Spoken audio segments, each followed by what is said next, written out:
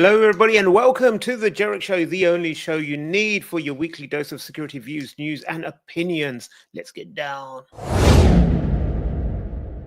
Welcome to the Jerick Show, featuring your hosts, Javvad Malik and Eric Krohn. Timely topics, poorly presented. Yes, timely topics, poorly presented. And we have got an amazing show for you today. Well, that's what I've been unreliably told, because I haven't had a chance to look at the notes yet. But speaking of unreliability, Eric, how you doing? And I tell you, today's notes are great. And I just don't know, man. It's Friday. We got that going for us. Do you realize that we're like 9 months from Christmas time, holidays, all that kind of good stuff? That's how far into the year we are already. All I know is that we're about 10 days away from Eid, which is you're a little focused there right now. Kind of like, yes. Kudos. All right. Well, I've got next week off, so I won't be doing this show with you next week. Oh, that's a shame. We'll have to find somebody equally as talented. Like I believe in the past, I've used a rock and a horse's ass. Rock? Oh, not the rock, but yeah. Anyhow, you're so welcome mean. to the show. What have I done to deserve this? I'm always so nice and professional and polite to you, and this is how you treat me. Anyway, folks, all you need to do is go back and look at some past episodes. They're all out there. You see why. I'll give $5 in Amazon gift cards to anyone that can go through the archives and find any time I've been mean to Eric. Uh-huh. That's okay. That's a cheap way of getting people to go and watch our show. No, that is. I know. Yeah. I know. Well, okay, so malware operation Dollyway. I was reading it. I was reading it as Dolly Whacked before I slowed down because it was like hacked and 20,000, more than 20,000 WordPress sites globally. WordPress is kind of like it's the most popular, one of the most, if not the popular, most hosting platforms out there. So anytime there is a vulnerability in it or one of the plugins or what have you, the numbers are not small. And I think this is no different from that. And it happens quickly because they automate stuff like almost instantly. Yes, exactly. Yeah. So unfortunately, Go ahead. No. Please, okay. Please do. No, well, what I was going to say is, unfortunately, a lot of these sites are not updated. And so they remain vulnerable for a long, long time. Kind of like probably our Jerick Show site, if we still have that. I'm not even sure. I think I have it set to auto update. I might go look at that after the show. Yeah. Did you know we have a website? Now that you mention it, it kind of like rings a bell. We are so professional here, folks. I think it's the JerickShow.com. Let's see if that actually works. Nothing comes up. Site can't be reached. Okay. Yeah. Well, good. It's secure. It's secure. We locked it down. No one can get into it, not even us. Yeah. Okay. Sorry about that, folks. Side note here. But yeah, this is just another one of those WordPress things. And man, these move fast, but impact so many people so quickly. It does. So yeah, if you're running WordPress sites, so you got the two versions of WordPress. You have like WordPress.com, like the hosted one, which is a bit more secure because the infrastructure is handled by WordPress. Or you can have WordPress.org, is it? Where you download the WordPress instance and you put it on your own. So then you have to look after the infrastructure and all of that stuff itself. But on both, even on the hosted one, you can upgrade and then you can get plugins. Yeah. And it's normally in these plugins you get vulnerabilities, and it's just a pain because some of the plugins are really, really good, but you got no control over who's publish them. And, you know, normally people will think, oh, here's a good plugin, they'll publish it, and then they'll forget about it themselves. So it's out there, people are using it, it's woefully out of date, it's not been tested with newer versions of WordPress, and, you know, vulnerabilities pop up all the time. So Yeah, I don't know if you've noticed, like a lot of the scam sites are actually buried into blog sites. So they'll find like a deep folder and they'll publish a website there that's like one of those fake credential logging websites and stuff like that. They use this quite a bit for that sort of thing.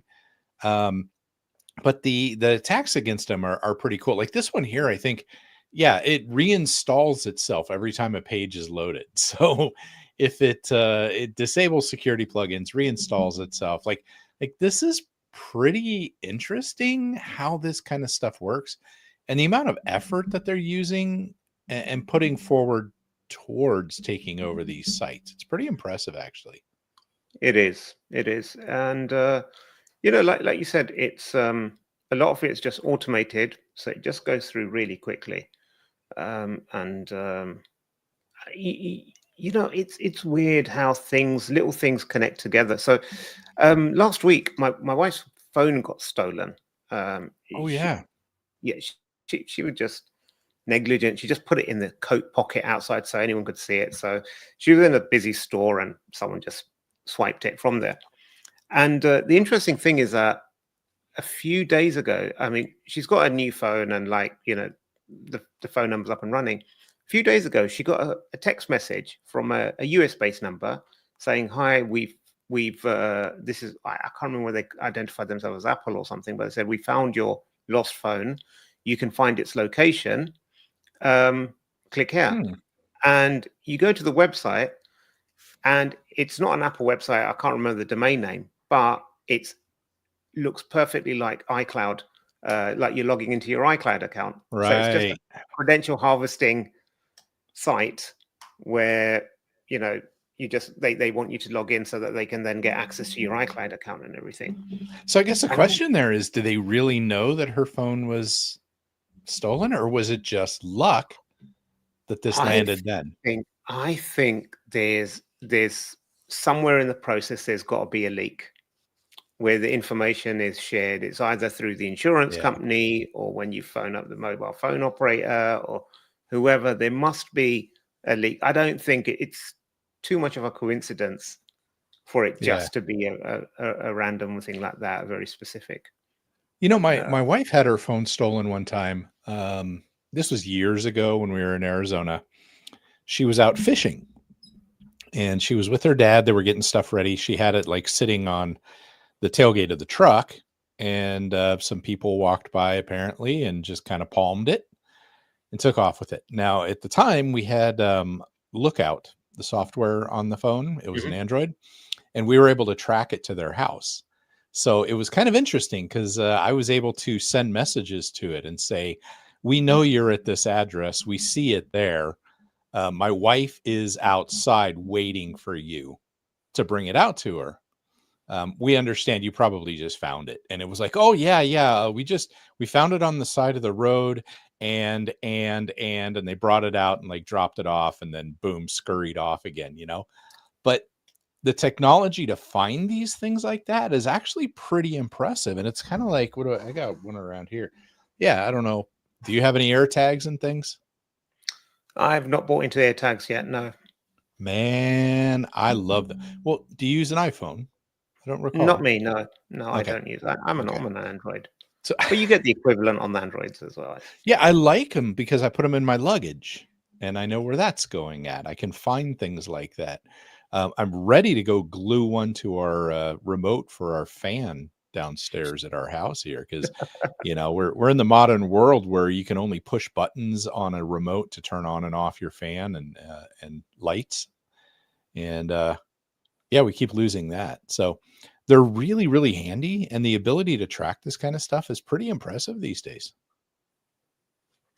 It is. And you've probably heard stories of people like where like the airlines lost their luggage and they're like, "Oh, I know exactly where you've lost it." Didn't that happen to Dave Lewis?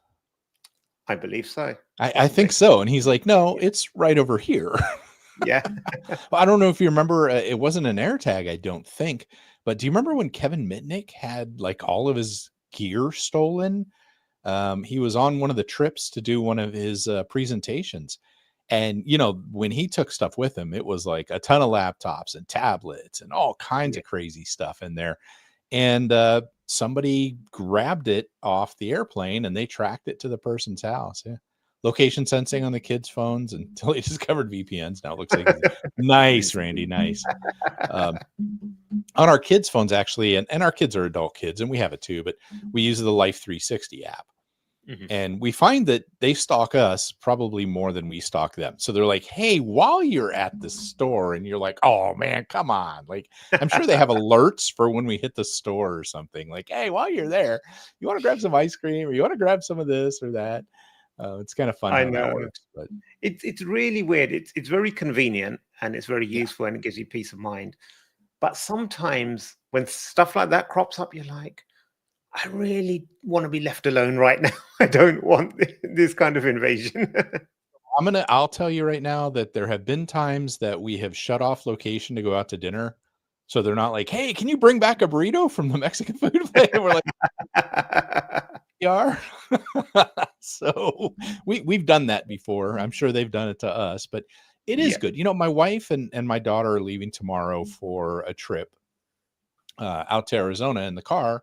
And it's going to be really nice to be able to kind of see where they are. And hey, Randy, happy Friday. Yep. And I know there's going to be times they're like, hey, can you help find a hotel that's close by? Or, you know what I mean, as they get towards their Mm. destinations. So you can actually see where they're at with that. And that's come in really handy on a number of occasions.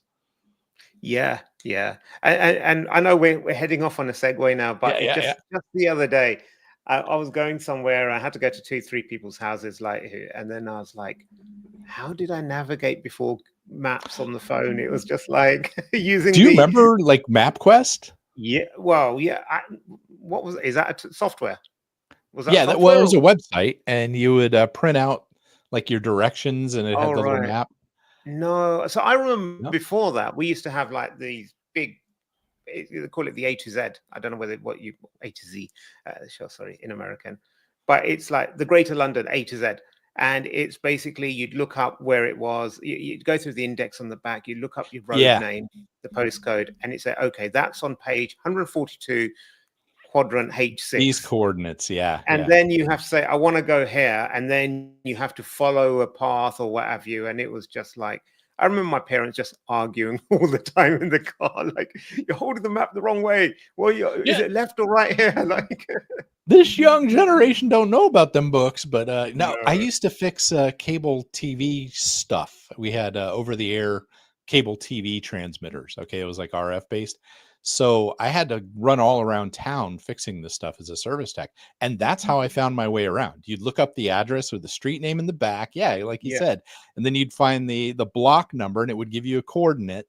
And yeah, I had the really nice one that was laminated because I used it so much. But it was pretty amazing, man. We got around like that. I mean, we were practically like on the Oregon Trail, right? Yeah. Yeah. Right? Pretty much. Pretty much. Yeah, It's and if you like, got lost, you were just done for. yeah. Yeah. Yeah. But I remember that's why a lot of cars that in the either the rear view mirror or somewhere on the dash, there'd also be a compass built in so you can know whether you're heading north or west or whatever. And Yeah. anyway, we are really off the beaten path Way now. off. Yeah, but having fun. So Microsoft is not fixing an 8-year-old shortcut exploit abused for spying. Uh, Yeah. only a local access bug, but important part of North Korean, Russia, and China attack picture. What's this all about, Eric? Yeah. So apparently they discovered this thing that's been actively exploited since 2017. And Microsoft's like, yeah, it's not that important. Yep, there you go, Oh, Randy. Yep. yeah. Paper map, man. I am no good at that, to be honest with you. So, anyways, yeah, this has been going on and been actively exploited since like 2017 against government and stuff. And Microsoft's fix for this is we're not going to bother doing a patch for it, but if you use Defender, it'll save you. Now Right. that's something I don't think I love. Yeah, and it does attack LNK files, right? The shortcut Windows shortcut files. So when you do like a copy and it says create a shortcut here, that's an Yeah. LNK file. Hmm. And they found some pretty interesting ways to bury malware in some of the white space within this. It's almost like a steganography sort of thing. And it's pretty cool. But yeah, they're kind of like, we're not gonna. It's a security thing, not a critical security thing. So use our antivirus or endpoint protection product. And as much as I don't hate Defender, I really don't hate Defender. It's still like that's just a bad. That's bad. It's just bad. It's a lazy way of Mhm. fixing the problem, especially when so many people are talking about things like zero trust and secure by design and all these kinds of concepts. No one said it's easy. So either say like if they said use it for now and we're working, or they said there's lots of complexities and dependencies that prevent us from fixing it immediately. But here's some other alternatives, or we might have a fix out in the next year. Yeah. I think that's all an acceptable way. Yeah. Um, Oh yeah. yeah, And yep. they think it's a UX issue, not a security issue. Yeah, exactly. It's not I a think good this look. is Walter, by the way. I don't know if you remember last week he showed up as a LinkedIn user, but I think that's Yeah, Walter. yeah. I don't Yeah, know smart why guy. the platform does that. It's Yeah. but Yeah, it's really frustrating to see stuff like this go on that they just kind of blow off like this. And this is why there are some micro patching or third party mitigation um, organizations out there that will make basically the roll in their own patches for some of this kind of stuff. mm, We may have done a story on that before. I may have done a comment op. I don't remember a media op, but they kind of like promise to extend security on some of the outdated stuff like Windows 10 and things like that. yeah, It's yeah, kind of interesting. yeah. Oh, it's Ebony. Okay, okay. Ebony. Yeah, sorry, Yeah, sorry, Ebony. It for whatever reason it's showing up LinkedIn user for a couple of you yeah, now, yeah. So on this, and so if we go to LinkedIn, and I just went to LinkedIn, I can see it's you yeah, over there. But for some reason, for some people, it doesn't push yeah. through the names Well, properly. the platform also shows 0 people are watching, so Yeah. I I love slash hate this platform. I really do. It's convenient now. We're just too lazy to It research is. and change. Yes. True story. True story. All right, so Okay. let's move on because I think we're almost out of storage on the platform too. Yes. So there's a sperm donation giant in California, and they warn of a data breach. Uh, so that exposed You customers' said personal exposed. information. So I'm just looking for what exact data Oh, I have no was. idea. I just wanted to see you talk about this story with a straight face. Yes, I'm trying my best. I'm not 12.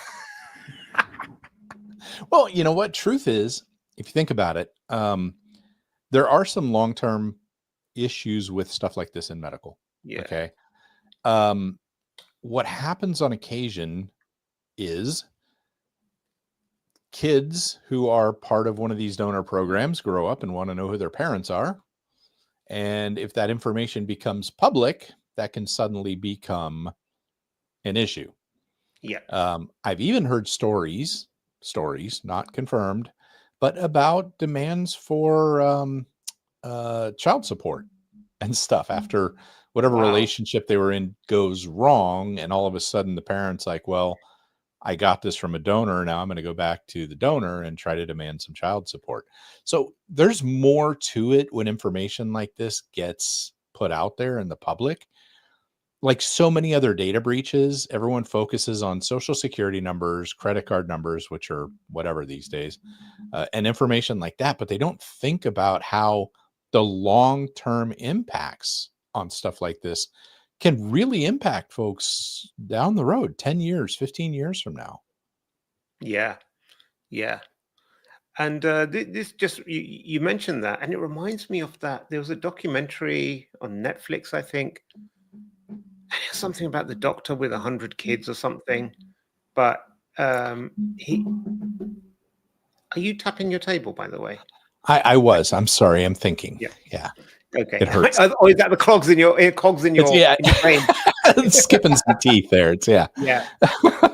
So the doctor, instead of using the donor, he would use his own. And so this was uncovered years ago when one of the kids took a DNA test and Test, ancestry, right? or Yeah. what it was. And then they found this whole clusters of people who were like, "Oh, you could be related. You could be related. This looks like," and they were like, "How? We don't. There's nothing." And then they all met up, and there's like, dozens of them, and they're all like, about such a weird thing. I'm just saying, like you said, the implications of these things when they're not done or handled correctly or done with due oversight, the impact is huge, absolutely huge. I have to admit, I'm really sad that you skimmed over the part here in that story where it says it was a full service sperm bank. I figured you would make some sort of comment about that. What does that mean? I don't know what that means. Sure. I'm sure you can't make things up. It's no. I know you, man. I was trying to get you this morning. I will look it up later when I'm offline. But this is what happens when you don't eat. Anyways, so no, you're right though. I mean, can you? He said you're right though, and I think that is the perfect point to end this show. So thank you everyone for watching. Thank you for your contributions. I apologize, Ebony, on behalf of Eric for calling you Walter. We will send him to some sensitivity training as to not mislabel people again in the future. Anyway, see you again I won't be here next week, but maybe in 2 weeks. So until then, stay secure and stay safe.